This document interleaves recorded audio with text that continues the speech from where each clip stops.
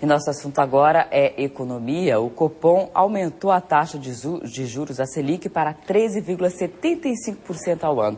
E como isso vai impactar? Qual o impacto disso na economia e no bolso dos brasileiros? Para falar mais sobre o assunto, começa o dia com a gente o professor e economista Hugo Eduardo Meza. Muito bom dia, professor. Tudo bom dia.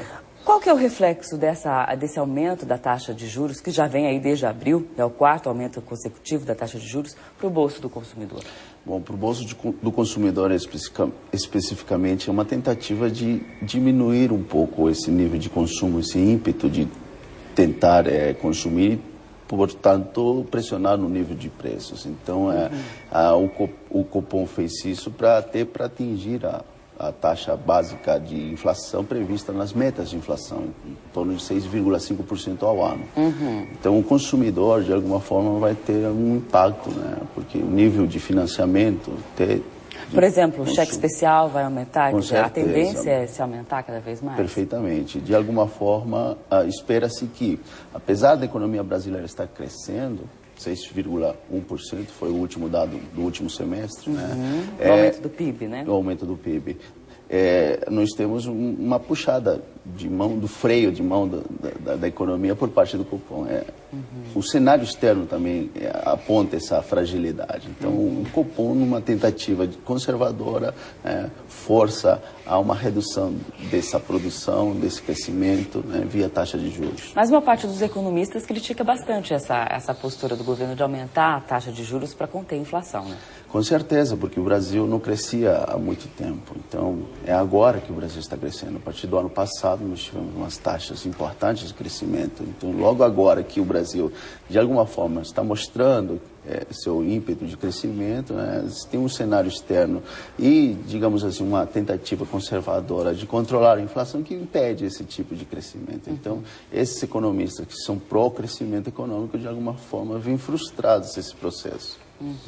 E com relação ao dólar? O dólar bateu ontem a 1,80, vem crescendo, vem aumentando também. Qual que é o reflexo disso e por que isso está acontecendo? Na realidade, o aumento do valor do dólar, é uma desvalorização do real. O que há? É uma tentativa de fuga de capitais do país. Então, esses capitais precisam se converter numa moeda. Então, escolhem o dólar para ir embora do país. Então, todo mundo começa a procurar o dólar. A procura do dólar faz com que o valor dessa moeda aumente. Então, nós temos um reflexo direto na taxa de câmbio brasileira.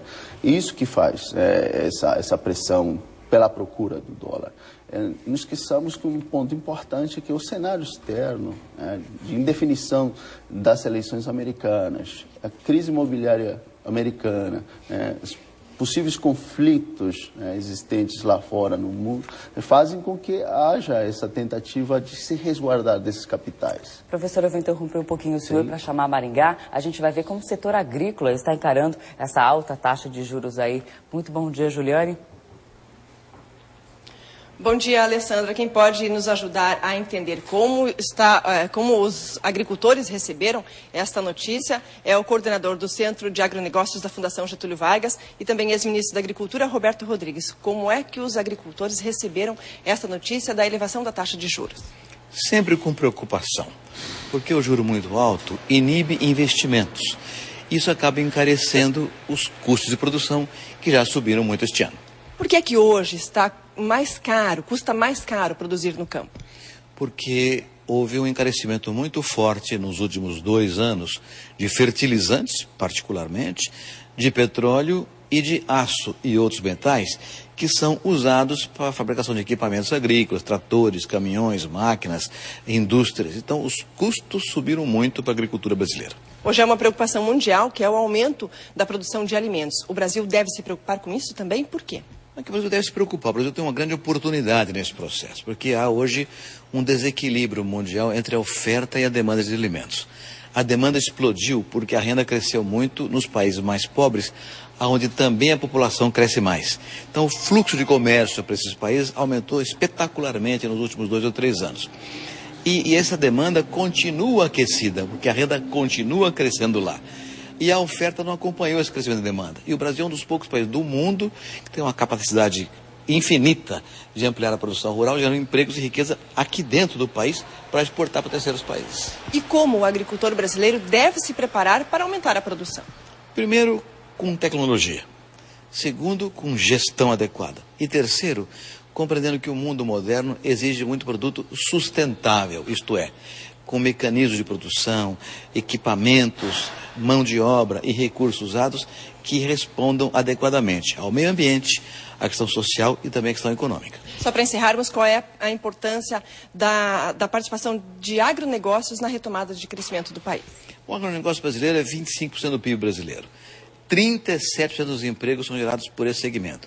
E mais de 100% do nosso saldo comercial é criado no agronegócio. De modo que é o setor mais importante da economia nacional e que vai levar o Brasil ao primeiro mundo competitivamente. Muito obrigada pela entrevista. Alessandra. Obrigada, Juliane. É importante destacar, né, professor Hugo, que esse aumento aí de 6,1% no PIB foi puxado principalmente pela agricultura, né? Precisamente, isso é um ponto importantíssimo. A agricultura e a construção civil têm puxado esse crescimento do PIB. O que o ex-ministro fala é muito verdadeiro. É nesse momento que o Brasil precisa, de alguma forma, mostrar que pode ser um player internacional. O preço dos alimentos lá fora estão aumentando. O Brasil tem um potencial enorme para poder suprir essa demanda de alimentos. Eu vejo, assim, uma questão estratégica para o Brasil hoje, aumentar essa produção e, de alguma forma, mostrar que é um país que dá as cartas nesse sentido. O ex-ministro falou essa questão dos custos de produção que são altos, são caros, né, são dolarizados aqui no Brasil. Como é que fica a administração desses custos de produção com o dólar em alta? Pois é um problema, porque a maioria dos insumos de produção, tanto da construção civil como da agricultura, são importados. Então, eles precisam ser comprados em dólar. Isso encarece bastante e, portanto, diminui a competitividade desses produtos. O que se espera é que, de alguma forma, haja uma reversão nesse processo, que a competitividade brasileira desses setores, né, possa falar muito mais alto. Mas, de qualquer forma, eu vejo positivamente essa possibilidade de inserção do Brasil no mundo. Qual que é a relação dessa situação com a queda da Bolsa de Valores? Na realidade é o seguinte, os capitais financeiros, os especuladores, aqueles que têm dinheiro em investimentos na Bolsa de Valores, tomam situações de resguardo. Então, eles tentam sair dos países periféricos por causa de uma crise sistêmica. Você tem uma crise americana, né, que de alguma forma sinaliza que o mercado financeiro como um todo do mundo está correndo perigo, né? Então os capitais começam a tomar posições de resguardo. Então, começa a sair fora dos países, né? Começa a sair dos países, procuram dólar e, portanto, fazem com que essa pressão provoque um aumento no valor da moeda estrangeira. Isso é um problema, porque enquanto a situação americana não seja resolvida, questão dos subprimes americanos, nós teremos uma situação de instabilidade global. Que é uma pena, porque é logo nesse momento que o Brasil está mostrando que pode crescer, né, em patamares parecidos com países emergentes como a Índia, a China, enfim, né? Não no mesmo nível, mas está mostrando essa possibilidade de inserção na economia. O ministro Manteiga disse que esse vai ser um Natal muito bom para os brasileiros. Você acredita que isso é verdade, que isso vai ser assim mesmo? Eu acredito que sim, talvez porque nós temos um crescimento, a economia está mostrando esse aquecimento.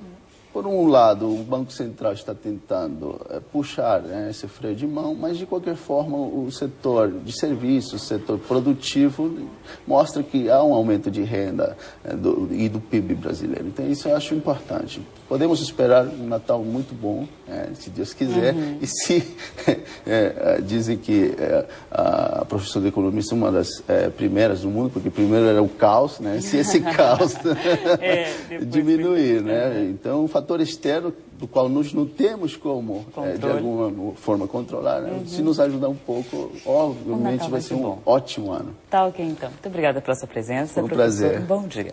Bom dia.